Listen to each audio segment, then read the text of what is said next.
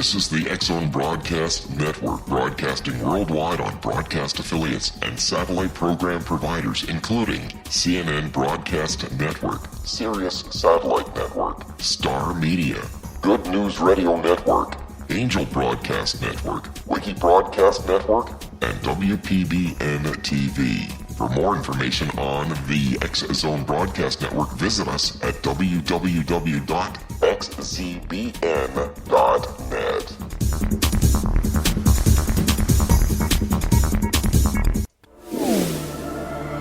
The X-Zone Radio Show with Rob McConnell is largely an opinion talk show. All opinions, comments, or statements of fact expressed by Rob McConnell's guests are strictly their own and are not to be construed as those of the X-Zone Radio Show or endorsed in any manner by Rob McConnell, REL-MAR McConnell Media Company, the X-Zone Broadcast Network, its affiliated networks, stations, employees, or advertisers.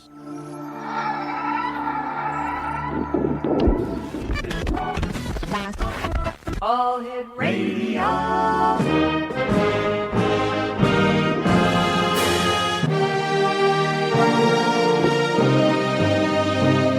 Welcome to the X-Zone, a place where fact is fiction and fiction is reality.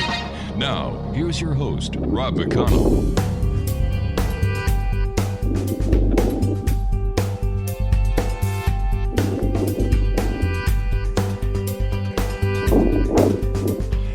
Welcome back to the X-Zone, everyone. I am Rob McConnell. We're coming to you from our broadcast center in Hamilton, Ontario, Canada. My guest this hour is Richard Sennett, and anyone who has been doing any ghost research or ghost investigations over the years has heard of Richard or had the opportunity of listening to him speak, read his books, and much more. And Rich, welcome back to the X-Zone. Always great talking to you. Oh, it's great to be on again. Richard, how many ghost investigations have you done to date? Oh, my file's bulge with them, but I number them all, and I'm now at 1,402. What was it that happened in your life, Richard, that started you on your ghost research investigation career?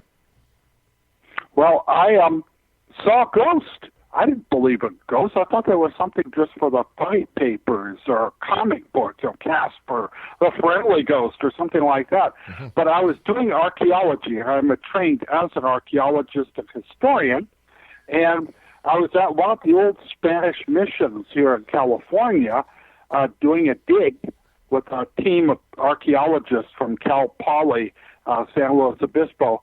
And late one night, I was walking through the courtyard and saw a monk.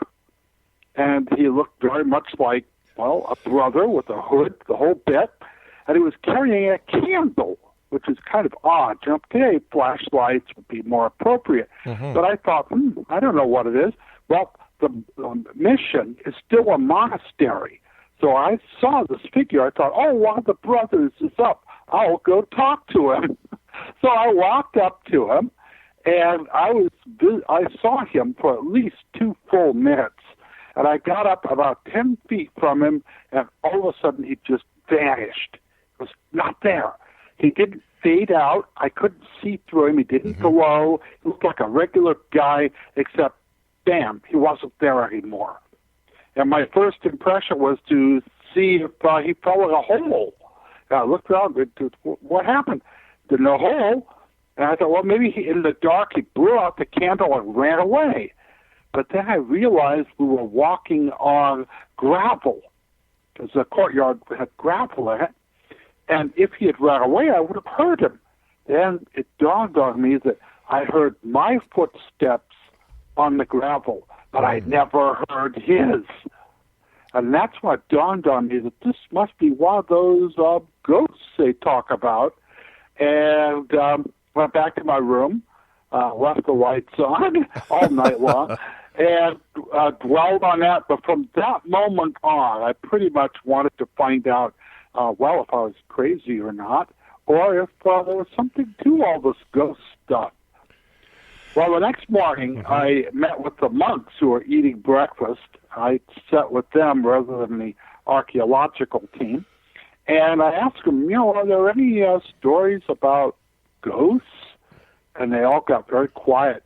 and they gave me a litany of ghost stories, including a ghost monk, which had been seen by members of their order. So that was about the moment I decided to investigate further. And I've been doing it ever since that summer back in 1978. My goodness. We've got about a minute before I have to go to my first break, Richard. How do you deal with people who do not believe in ghosts? How do you deal with skepticism after all the years that you've been doing this and all the evidence that you've gathered? Well, seeing is believing. I mean, if I hadn't seen that ghost with my own eyes under those circumstances, I probably wouldn't believe either. So I can understand people's skepticism.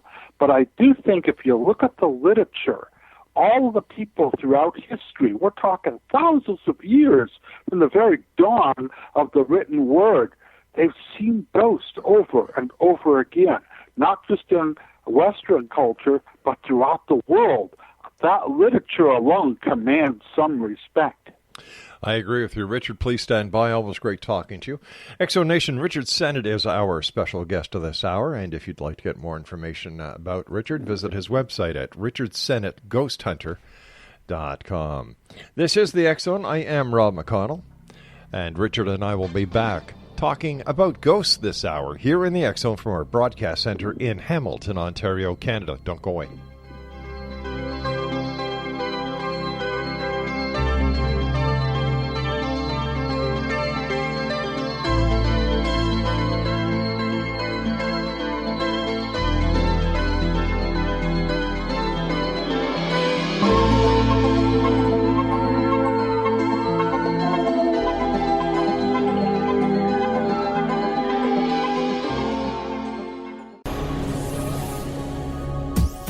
This is the X-Zone Broadcast Network, broadcasting worldwide on broadcast affiliates and satellite program providers, including CNN Broadcast Network, Sirius Satellite Network, Star Media, Good News Radio Network, Angel Broadcast Network, Wiki Broadcast Network, and WPBN TV. For more information on the X-Zone Broadcast Network, visit us at www.xzbn.net.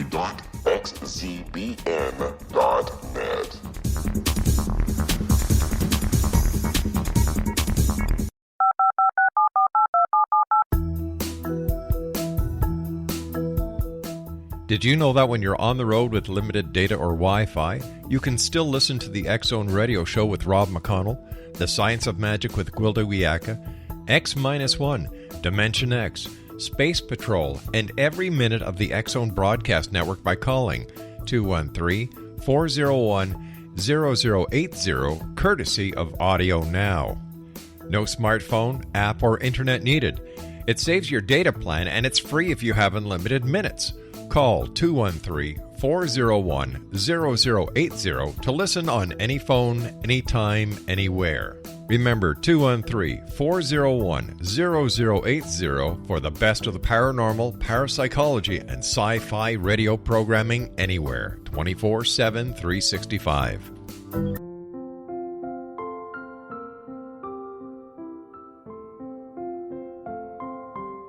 I am Dr. Carl O'Helvey, founder, president of a new cancer foundation focusing on evidence-based physical, mental, and spiritual interventions, including natural cancer cures, prayer, meditation, affirmations, nutrition, and other related holistic cancer prevention and cure modalities.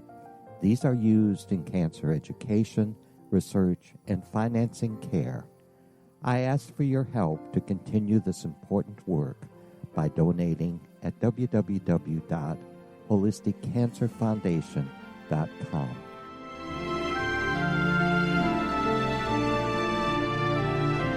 Hello, I'm Pete Marsh. With my daughter Justina, we will be presenting the new radio show, Too Good to Be True. If something seems too good to be true, it usually is. But with the help of Justina's amazing gifts, we're going to gain insight into questions that don't yet have complete answers. Have you wondered who built Stonehenge and for what reason? Why are crop circles found in the same region as Stonehenge and elsewhere? Are crop circles a hoax, or are they created with technologies that we have little knowledge of? Who built the pyramids in Egypt and also in other countries? How and why were they built? Was the Titanic switched with the Britannic as part of a gigantic insurance fraud, or for more insidious reasons? What caused the Tunguska event when trees were flattened over an 800 square mile area in Siberia? Will the new insights be too good to be true? Well, that will depend on what you are prepared to believe. Please join us as we start on this journey together. For more information on Too Good to Be True, visit www.xzbn.net. Little children aren't the only ones afraid of the dark. Millions of soldiers return from war zones with PTSD, anger, frustration, fear, and loneliness, much of which surfaces during the darkness of the night. You have the chance to change the lives of these American heroes. Songs and Stories for Soldiers.us provides free MP3 players for these men and women. With a list of 3 million songs in 16 different styles, 100,000 audiobooks, and 30,000 old-time radio programs, every veteran can find something to soothe and comfort them at no cost.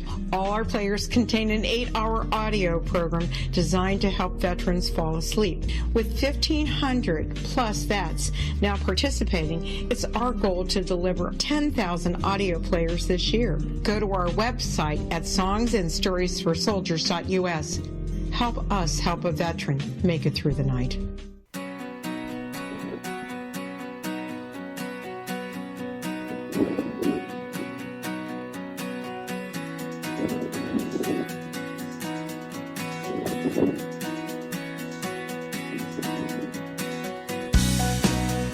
Welcome back, everyone. Richard Sennett is our special guest, www.richardsennett.ghosthunter.com, and he's also available on Facebook.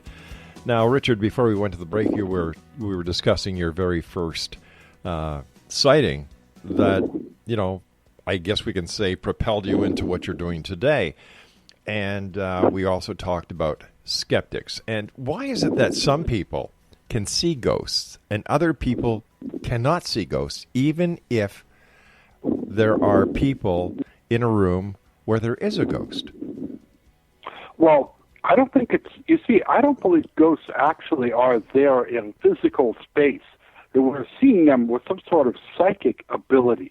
And I think some people just don't have that particular gift. I find that people who are creative, artists, for instance, they tend to be far more able to see or determine what is a psychic event. Not everyone has that gift. And if you don't have it, you could believe that those people must be crazy. How could they possibly say there's a ghost in this house? I don't see a thing. I don't feel a thing. They're just nuts or corrupt or perhaps charlatans or who knows what. So I understand it. I think it's a natural ability. But I also believe that everyone, under the right circumstances, the right atmospheric, the right opinionated circumstances, can see a ghost. I think that it is something that most Americans, most people in the world can do. It's just has to do with being receptive to what's out there. Over the years that you've been investigating ghosts, Richard, where has been your most memorable investigation? Two come to mind. The one were at the most haunted house in the whole world, and that is the Tower of London in London, England. That 900-year-old castle, which is known torture, murder, death, you name it. It is reported to be the most haunted site. So when I went to England, that's the first place I wanted to go. And through some connections, I managed to get my wife and I were able to actually go into the tower an hour before they opened to the public. And got to tour the whole place. Of course, we had a couple of beefeaters watching us, but it lived up to its reputation. That place really is haunted. We even saw a figure in the chapel of the White Tower right there. So it was definitely a truly haunted place.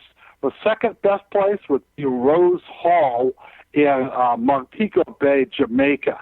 And we were in that huge restored mansion that this lady had killed her lovers and had been this awful witch of a woman, including many of her black slaves.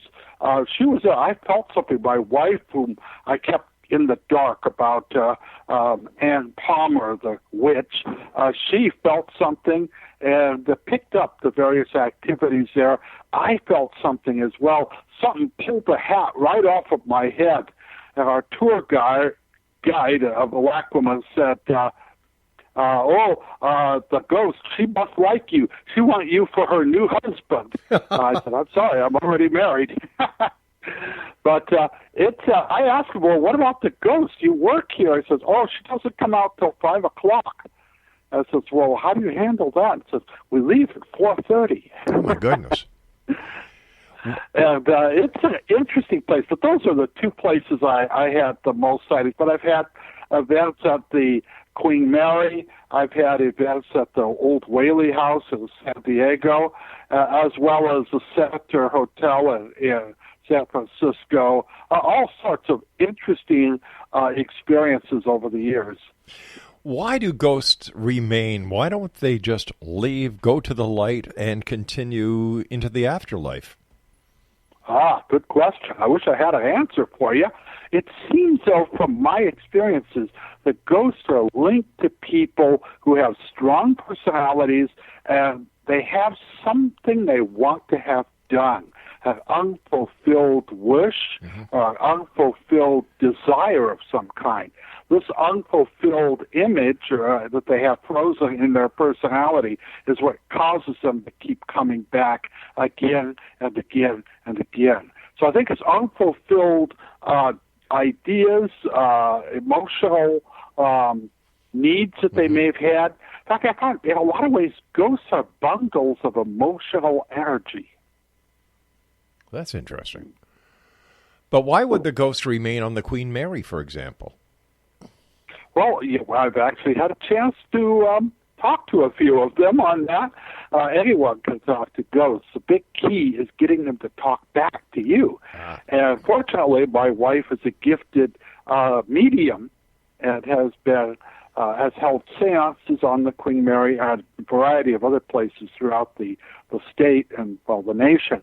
And she has opened a dialogue. One of the people we contacted was an Italian POW who died on board the ship, and he wanted to tell of his abuse at the hands of the British military while he was a POW. Another one was a woman who took her own life after Dunkirk, where her fiancé was killed in that terrible battle in France at the beginning of the Second World War. They had met on the Queen Mary and solidified their engagement on the ship, and so she always comes back there as one of the few places of a happy memory. So we have a variety of reasons for people coming back, and of course people who died through accident or neglect or by suicide do still walk the halls of that old ship. I would say if you want to see a ghost and you happen to be on the west coast of the United States, do drop into the Queen Mary. Rent a room there and don't sleep the night. No, ghosts come out between the hours of 2 a.m. and 4:30 a.m. in the morning. Now, they come out at all times, but they're mostly seen at that window. Get up out of your bunk, walk the companionways and the decks of the old ship at those hours, and I can almost guarantee you'll see or experience some kind of paranormal activity. What about the Waverly Sanitarium? What was that again? What about the Waverly Hills Sanitarium? Oh, I have not been there or investigated, though I know people who have. It's a sanitarium. Wherever you have people who are incarcerated or were experimented upon or the mentally ill, we have in where I live the California State Mental Hospital, Camarillo State, which has now been converted into a university. the beautiful buildings. Unfortunately, it was rumored to be haunted when it was a mental hospital back in the 1930s. And wouldn't you know it, it's still haunted. People have seen and experienced the ghostly patients, but they did all kinds of awful things like electroshock therapy and all kinds of surgeries, lobotomies to the patients in their attempt to cure them. Sometimes it worked, sometimes not. And yes, people died there at that institution. And of course, that kind of a scar, a psychic scar, has left something behind, which people see as ghosts. And the students all tell of ghosts. Some of the girls who are at the dormitory there refuse to go out at night by themselves for fear of encountering a ghost. I've talked to several people who have seen a ghost woman in the men's bathroom of the main building. All kinds of activities take place there. In fact, I even jokingly said they ought to change their name from what it is, Channel Islands University, to Spook U. And so the reputation for being haunted, even though the school does its best to try to diminish the stories and put a cap on ghost hunting or that activities, they don't want to get a bad reputation. But unfortunately, nobody has written a memo to the ghosts, and they're still very much there and still making themselves quite well known. How about national historic sites? In your opinion, which is the most haunted? Okay, National Historic Site. First, bar none, battlefield at Gettysburg, Virginia, Pennsylvania. Gettysburg is perhaps one of the most, that little town where that terrible 3-day battle took place in the American Civil War, has left much behind. There are even ghost tours there, haunted places you can stay. So I would put Gettysburg on the list. The next spot I would do would be New Orleans. And I had a lot of adventures in the old French Quarter of that place. All sorts of, it's a weird place, just even of itself, a great place to vacation. But if you go to the old Beauregard house, now a mansion on Royal Street, it's a restored building. You can go inside, just pay a slight admission. It is really well known as a haunted site, and it has a colorful history. There was even mafia shootings back in the 1930s, as well as people linked to the American Civil War.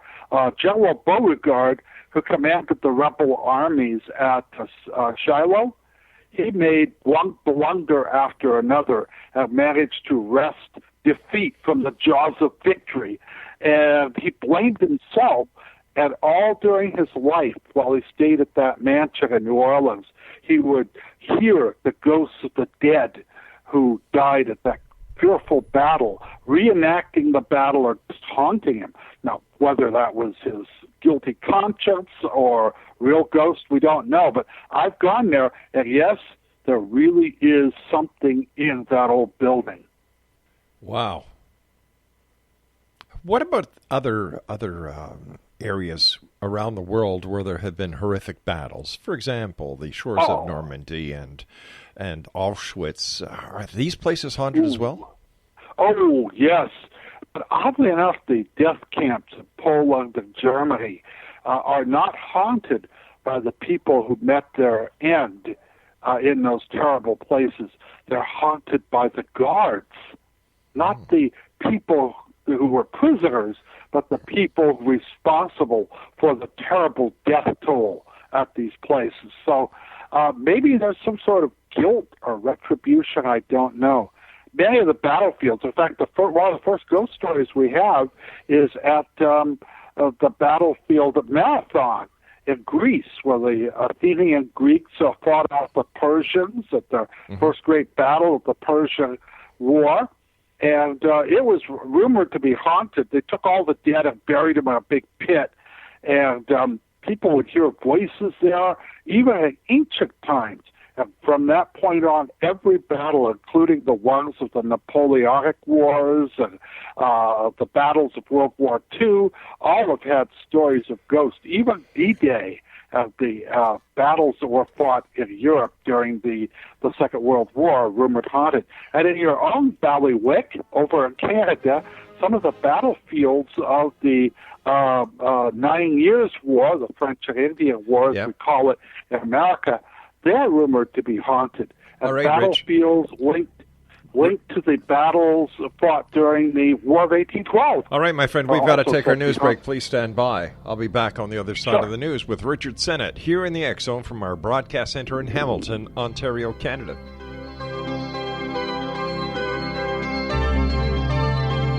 About half that.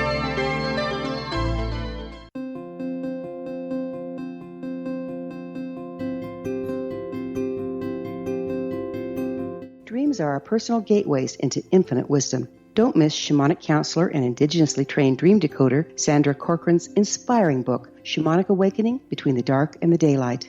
This remarkable work chronicles Sandra's 35 years of experience with diverse wisdom keepers and her initiations throughout the Americas and across the British Isles, Turkey, Greece, and Egypt. Sandy's knowledge of symbology, psychology, and myth influence her dream blog and workshops.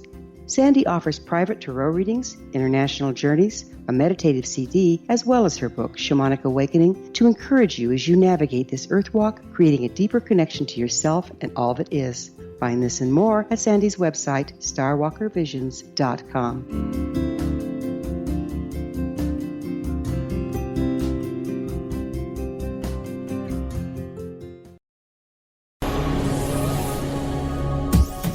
This is the X Zone Broadcast Network, broadcasting worldwide on broadcast affiliates and satellite program providers, including CNN Broadcast Network, Sirius Satellite Network, Star Media, Good News Radio Network, Angel Broadcast Network, Wiki Broadcast Network, and WPBN TV. For more information on the X Zone Broadcast Network, visit us at www.xzbn.net.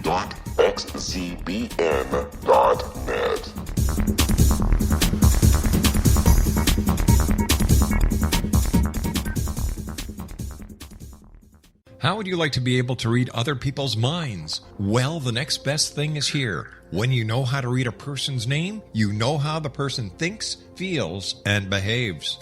Each letter in our name holds a key to unlock our true essence. Our name contains both our gifts and challenges in this lifetime. Mnemology science discovers personality secrets hidden in the placement of the letters of our names, including the first and last impression people remember about us.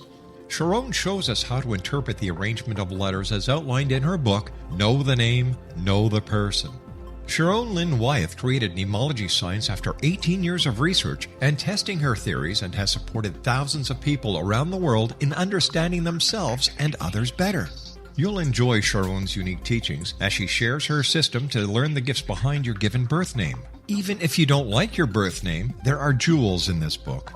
If you're thinking of changing your name, ready to name your child, or wanting to get along better with others, this is the book for you.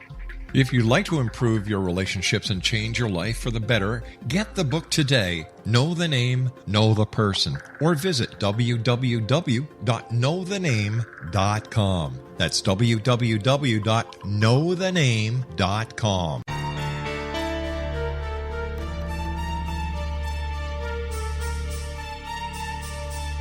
Hello, I'm Justina Marsh, and with my dad Pete, we are going to present a new show called Too Good to Be True. Together, we are aiming to discover more truths about this world and beyond. Do you have unanswered questions about the world? Do you ever wonder about aliens, conspiracy theories, or the universe? There are many shows discussing subjects such as pyramids or UFOs, but we want to relay this information based on our own research, including from spiritual means. Hopefully, listeners will be helped with their own beliefs and will appreciate the psychic insights that add to the previous research and information. We both look forward to sharing this insight and beginning this journey with our listeners. Visit xzbn.net for more information about when to listen.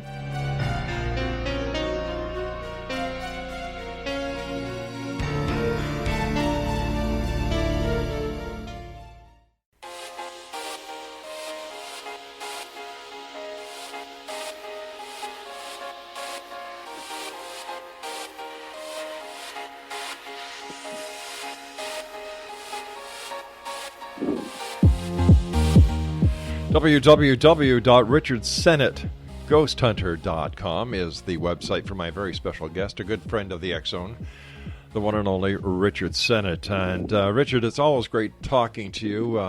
You and I have been on this circuit now for a number of years.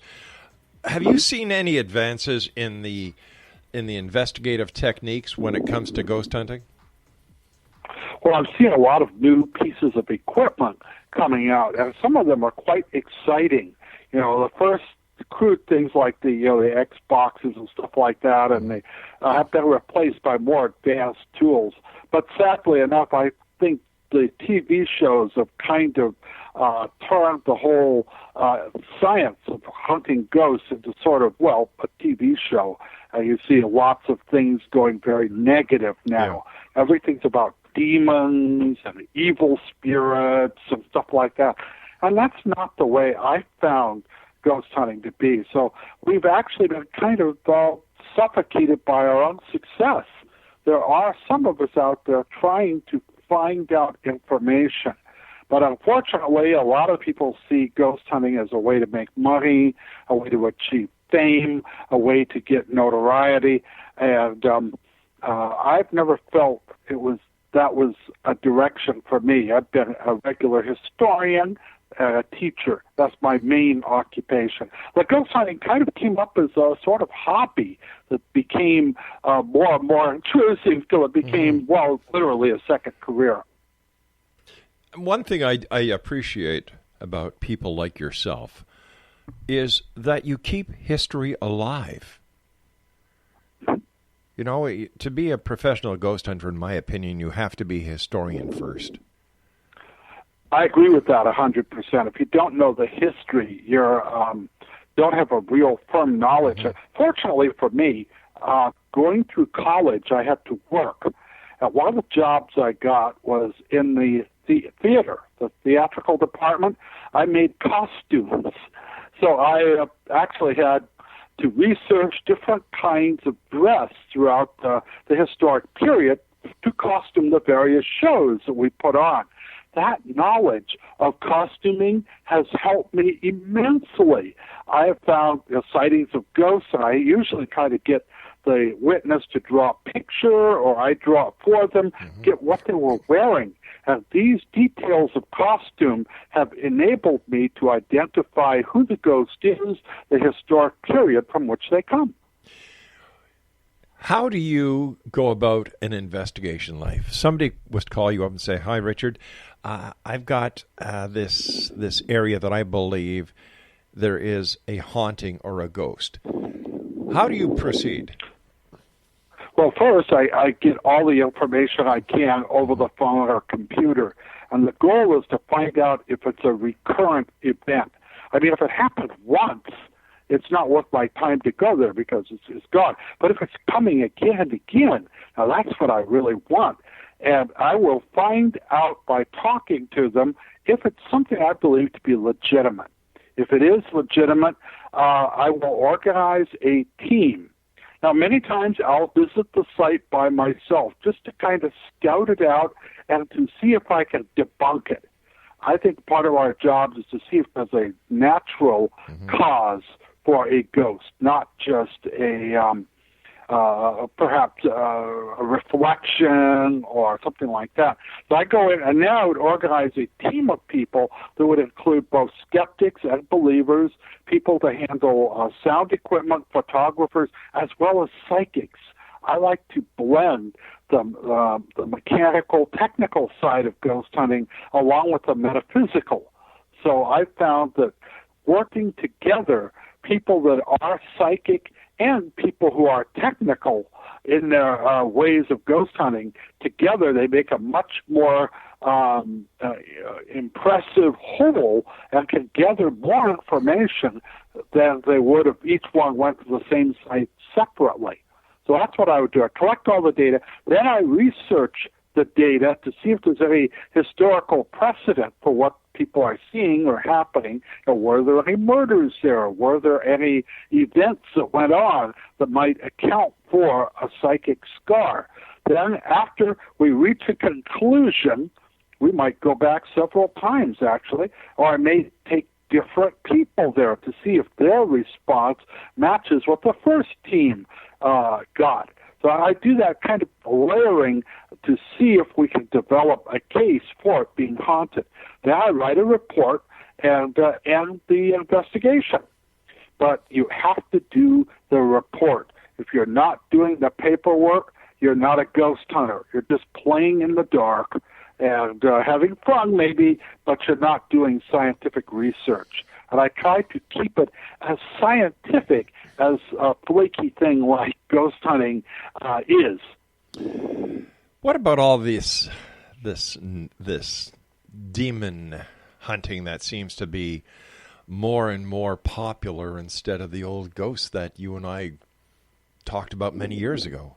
Is this part of the social or lack of development based on TV shows, or is this a reality? Is evil more prevalent today than it was back then? Oh, it's more prevalent. Now, there always were demonologists. In fact, the Warrens made quite a career being demonologists in the New England area. But I've always found in my research that evil-type ghosts are very, very rare. We're talking 3 or 4% of the sightings are negative, but they make a good story. They make a great TV show. Something evil's about to happen. Stay tuned. Keep it tuned to that dial because so-and-so will be possessed by a demon or something like that. It's more theatrical, and I seriously doubt if there's an increase in demons on the earth, though some people may dispute that and say, well, there is more satanic activity. I haven't seen it in my experience. So I think a lot of it has to gain ratings for a TV show, which is what these really are. They're not ghost hunts. In fact, if you watch the TV shows, what I do is very, very different. First, I don't do them in the dark with funny cameras. Ghosts come out at all hours, at the daylight as well as night, even though there's more seeing at night. But I don't have total pitch darkness. I don't use that as a tool. But on TV, it looks good. I don't have people locked in the haunted room, even though that's very dramatic. So I think that the emphasis of the negative is to attract ratings, and that's what they're making, simply a TV show. Yeah, I that's my feeling. But how does this affect credible investigators like yourself when you go out to do an investigation? It affects me a great deal. Why? Because people watch those TV shows. They think all ghosts are evil. Oh, no, a demon's going to take possession of my little girl. Ah! And they call me up. I have to allay their fears and tell them this is not going to be the case. If there is a ghost here, it's just trying to give a message. Give them, if you get the message, they usually just vanish. They just become, go away. So trying to get what they want, get that message across is pretty much how I help people who are beset by a paranormal problem they can't accept. And then, of course, these TV shows just make it worse because they're looking for, demons to do all sorts of satanic activity. And it's a lot of what my job is made more difficult by people using these kind of templates for the paranormal events happening in their houses. Exonation, Richard Sennett is my guest this hour, www.richardsennettghosthunter.com. Can a ghost during an investigation physically harm you? I used to say no. And I say it's possible, but if possible, it's very, very rare. I've had friends of mine who've been scratched. I have had friends who are slugged. I've never had that happen at any time in my life. I've never been pushed. I have felt an icy coldness from time to time. I've felt a touch of a ghost, but nothing like a physical blow or being pushed downstairs or anything like that. So I don't know. I just do not believe that it is only under the most rare circumstances is this possible. In fact, I always say that I would rather have a ghost in my house than a burglar. Sure. My dad had a saying that was very simple. The dead can't harm you, only the living can. Yeah, well, that's pretty accurate. How do you and your team protect yourselves from any negative entity or a negative energy when you're out there doing an investigation? Well, you're absolutely right. When I first started, I didn't use any kind of protection. I thought, oh, ghosts can't hurt you. They're just like smoke. And then I came across something really bad and something that truly was evil. Now I use the white light, and most of our team members have some sort of amulet or cross or holy water or something like that, something that they believe in. If you believe in a lucky rabbit's foot, that will help you. But it's got to be something that you have faith in. Even if it's a reddish, but as long as you believe in that reddish, that will help you. And I do use the white light, and I try not to take people places that have something negative in them. At least when I do, I warn them. I made a couple of serious mistakes, and my wife ended up in the hospital after we went into a house that had been 3 people had committed suicide in this one room. And she actually, something attacked her. If we're going to talk about evil ghosts, maybe that was one of them. But she ended up in the hospital dehydrated. Whoa. Are there any credible courses that you would recommend if someone wants to become a legitimate ghost hunter? Oh, well, there are very few places one can go to get a degree in parapsychology. But what I would recommend is, A, they study magic, sleight of hand. If you become a magician, you can see how your eye can be tricked, this will help you. Another thing to do is take courses in anthropology, especially cultural anthropology. Take classes in the supernatural. I took several very good classes that taught about rituals performed by various tribesmen around the world, various and sundry tribesmen. Learn those rituals. They'll give you a good understanding. Also, it's good to study religion. So I would recommend a good course in comparative religion for someone who wanted to get involved in that. Archaeology is good, and of course, history is always good as well. All right, Richard, please stand by. You and I have to take our final break for this hour. Exo Nation, Richard Sennett is our special guest, www.richardsennetghosthunter.com, and Richard and I will be back on the other side as we wrap up this hour here in the X Zone from our broadcast center right here in Hamilton, Ontario, Canada. My name is Rob McConnell. Don't go away.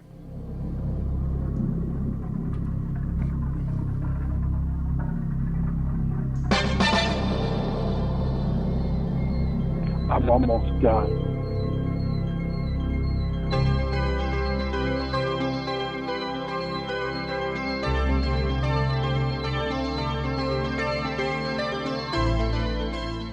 Hi everyone, Rob McConnell here, and I wanted to spend a moment on internet streaming. Everybody has heard about internet streaming, but not many know much about it. Did you know the internet streams just about everything? Movies. From new releases to old classics.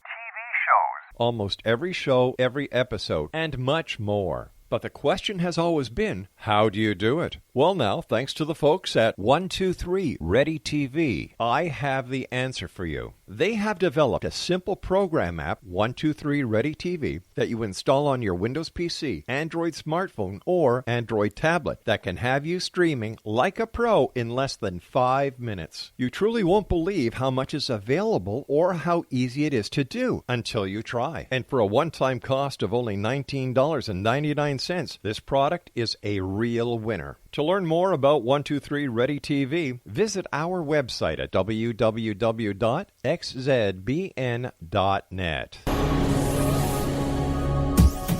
This is the X-Zone Broadcast Network, broadcasting worldwide on broadcast affiliates and satellite program providers, including CNN Broadcast Network, Sirius Satellite Network, Star Media, Good News Radio Network, Angel Broadcast Network, Wiki Broadcast Network, and WPBN TV. For more information on the X-Zone Broadcast Network, visit us at www.xzbn.net.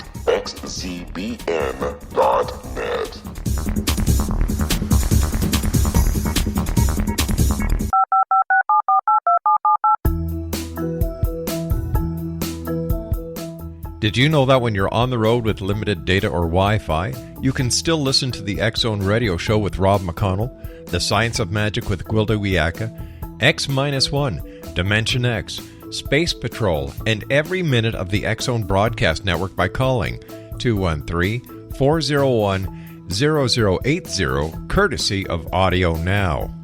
No smartphone, app, or internet needed. It saves your data plan, and it's free if you have unlimited minutes. Call 213-401-0080 to listen on any phone, anytime, anywhere.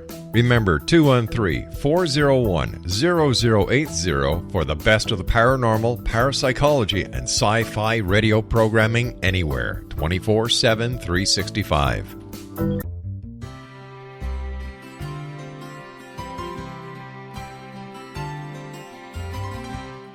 True healing must address 4 levels: physical, emotional, mental, and spiritual, for us to live joyful and productive lives. We tend to treat 3 of the 4, leaving the spiritual languishing. If you're tired of the same dysfunctional patterns cropping up in your life, Soul Balancing is for you.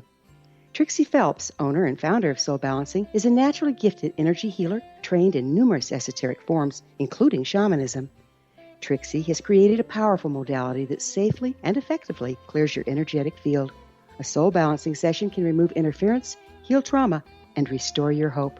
Contact Trixie for a life-changing long-distance session today, www.soulbalancing.world.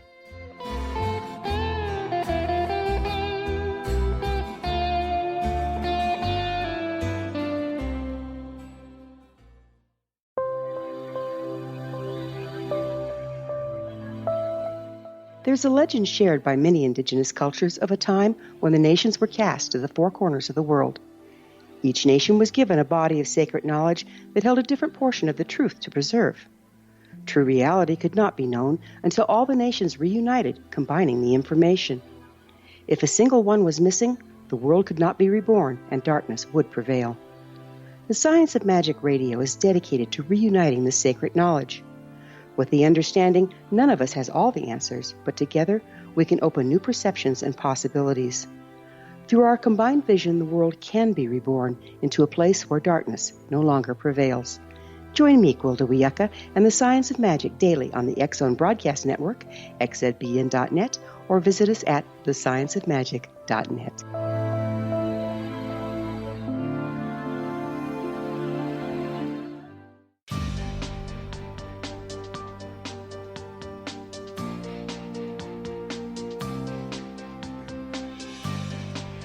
Richard Sennett is my special guest, X-Zone Nation, www.richardsennett.ghosthunter.com. You can also visit Richard on his Facebook page. Just type in Richard Sennett in the Facebook search engine, and away you go.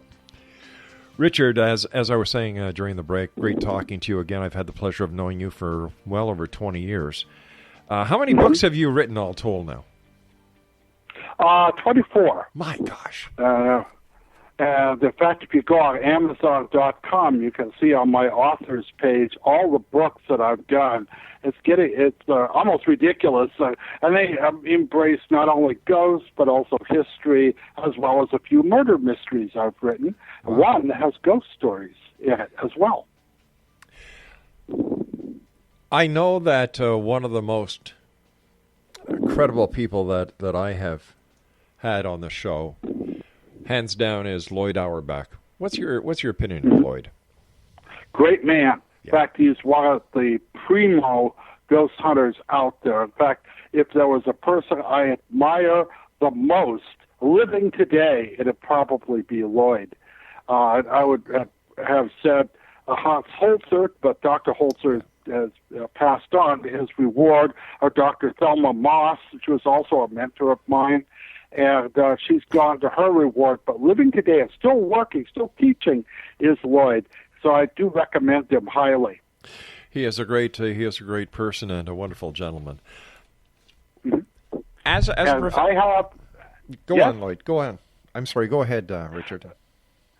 Oh, I have on Facebook at the Ghost Hunters Hall of Fame, which I listed all the great ghost hunters historically, and Lloyd is definitely in there, along with a number of other people who have contributed to the study of ghost hunting.